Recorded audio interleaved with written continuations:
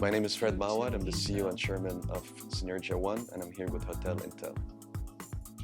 Hi, welcome to Hotelintel.co, and this is Get to Know. Today, I have an opportunity to talk with a man who designed Crown for Miss Universe this year, Fred Mouawad. Thank you so much for joining us. I think you've been busy after the Miss Universe last week. That's right, yes. Yeah. We're actually excited because not only have we created a beautiful crown, we've crafted it with a 62 karat shield cut, Wow. canary yellow diamond. We have over 1,700 diamonds on the crown. But what's really exciting is the message the crown represents. What is it? And the crown is named the power of unity. Okay. And it's meant to symbolize that when women from across the world come together, they can get empowered and create great things. Also, I like the shield because the shield is meant to remind people to shield against biases and to truly give equal opportunities for all human beings. Okay. And I think that's where we have an issue around the world where people have biases, they discriminate. For example, women are usually paid for the same job 20% less than men. And there's no reason for why they should be paid less. And there are a lot of people, because of race, because of other components, that are not able to get these equal rights. So we truly believe in giving every human being an equal right to succeed, especially if they merit that success. One thing that's interesting about you is you're also a serial entrepreneur. You own 7 companies. Yes, I've built more over time, but I have about 7, yes. And so we want to talk to you about, your entrepreneurship and your journey. So my first question would be, every business person, every entrepreneur would have that one big break. What was yours? So it's a great question because when we think about breaks, I think of it as a series of breaks. And as an entrepreneur, you want to identify opportunities. And there are opportunities every day. There are opportunities in a crisis. There are opportunities in situations where you can truly create value. So for me, success is the ability to capitalize on the series of opportunities that you have across.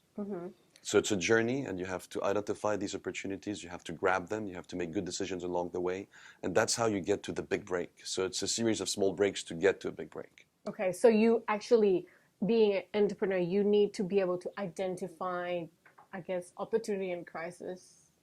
Yes, you have to identify opportunities. And sometimes when things are really low and you face a challenge, you have to remain optimistic and think about what is positive about that situation. But that's hard. Like, I am an entrepreneur myself, right? When sometimes something hits you and you kind of, oh my God, this is bad. I should stop. And, how do you overcome that fear? So I know a lot about myself. It's about energy levels. So if I really, really work hard, then at night I'm tired. I may sometimes say, oh, I want to give up. But I wake up in the morning with energy and I re-tackle the problem. So knowing this about myself, I try not to make decisions, key decisions, at times when I'm tired, because we're all human beings. We work hard. And when you're tired, you don't necessarily make these optimal decisions. So I try to avoid making decisions then. Okay. Step back, sleep over it, rethink, and re-tackle the problem without giving up. You need resilience. When you have like that big break, right? How do you keep the momentum? Because you already have the opportunity, you already have that your break. How do you keep the momentum going? It's very difficult because the world changes very quickly. We live in a VUCA world where it's volatile, uncertain, complex, and ambiguous. And there's a lot of volatility. So you may be successful today, but the environment may change very quickly in a matter of weeks, and therefore you have to adapt. So you have to be willing to face the challenges that come across you and figure a way to adapt to keep on creating value. Yeah. But I know we've had a discussion before, and can you keep on rising? I don't think it's possible. At one point, you're going to hit certain ceilings. At some points, you're going to have declines. Oh, absolutely. I've hit a lot of ceilings. And I continue to hit ceilings on a regular basis, but that's part of being an entrepreneur. Yeah. So I guess that's why it comes to the next question is, do you believe in this sentence that what goes up must come down? Because, it's probably something that keeps me awake at night too. Like, oh, one day something bad will happen to us. The question is absolutely. There's no Oh, doubt. that's comforting. No, well, it's life. It's life.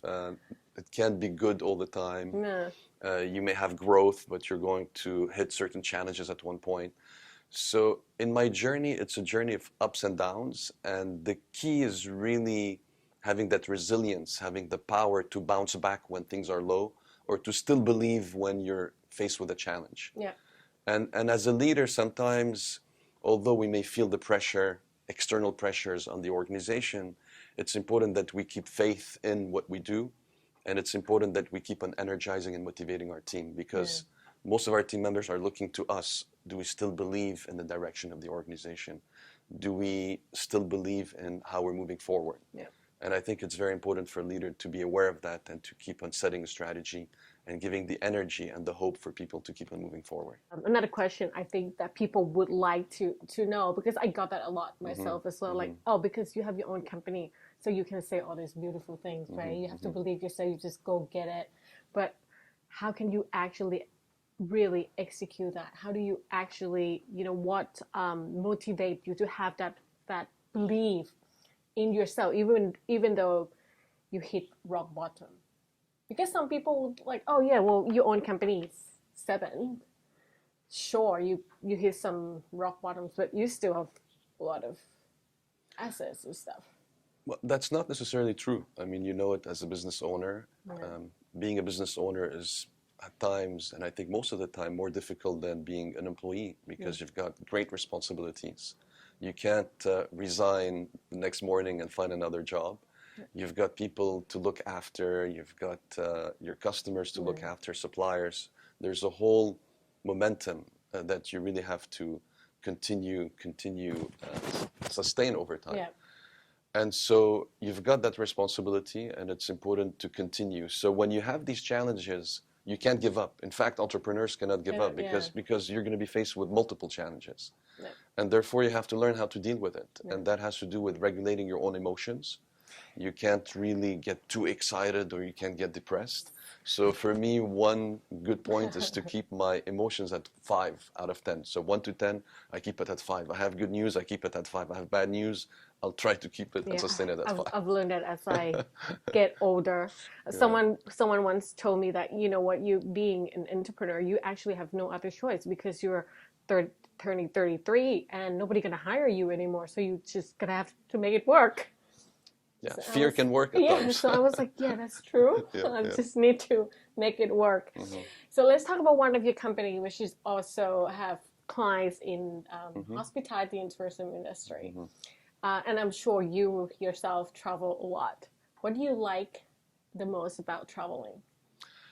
What I like about traveling is discovering new places, trying new foods, potentially having good experiences with family members or friends. So if you travel with friends, it's the experiences, it's the human connections, discovering a new culture, a new country, new views, new sceneries. That's what I like the most. What I don't like is going through airports, sitting on airplanes, sleeping on airplanes.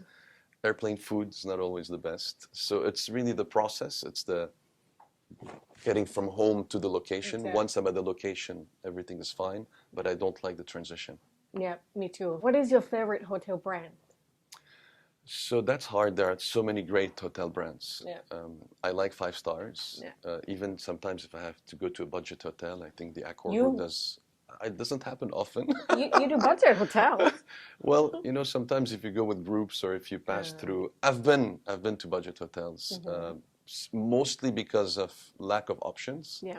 And sometimes you have to go to these budget hotels. Doesn't happen often. So the Accor Group does a really good job covering the whole range from 5-star to budget hotels, which I think is admirable. I like brands that focus very much on luxury and that focus on the experience, the customer experience. They tailor the experience. They know what your requirements are. They make you feel home. They make you feel very much at ease and they focus on providing that special attention Like and experience. personalization service kind of thing. Yes, personalization is important. Understanding what your requirements are and being able to customize services based on your requirements. Yeah. It's not like having a membership or loyalty card, and every time you check in, there's to ask you for your last name. But I've been coming here for 100 times already. Yes, so Yeah. recognizing the customer Yeah. and also making the entire experience seamless. Yeah. So as you walk through the property, I like it when they take you straight to your room Yeah. and you do the check-in in your room, and then it eases a little bit the entire experience. Yeah. It makes it more pleasant. So one day you were to build your own Fred Mouawad hotel. Hmm. What would it be like? With a lot of jewelry, of course. Yes, it would be in space, surrounded by lots of diamonds. Sign me up. But coming back on Earth, Uh, it would be in nature, maybe on a beach, on a mountain, maybe even desert. It would blend in nature, and it uh-huh. would feel very much like home. You would get in and get out without being burdened. You would have a seamless experience, Yeah. and you would have all the services that you require already there and provided to you. I like that you said check in and check out without being a burden. Hmm. I think that's something we're missing in the industry because we still have to do all that passport scan and queuing, or even when you do room check-in, it's still the same. Like, Very true. can we do it somewhere else? Can we not do it at all? Hmm. So we're looking forward to see a hotel if one day you wanna invest in this space. In fact, we do have hotels. My father has Oh, built, you yeah, do? we do have one in Bahrain. Okay. So my Is it father your is a own brand? hotelier as well. No, we have, it's under, So, well, in Bahrain, it's our own brand. In okay. Lebanon, it's under the Marriott Group. Oh, okay. Yeah, it's managed by them. Actually, I want to have a personal question because I think my husband would want you to give me that advice on Hmm. how to control or being too emotional when it comes to work. You know, it's a question I grapple with because to have passion, you need emotions. Exactly. And if you're emotionless, then why even buy into what you're doing? You know, you're not connected to a mission, you're not working really Yeah. hard. So you need emotions to drive you. Yeah. But at the same time, how can you avoid emotions from becoming a handicap?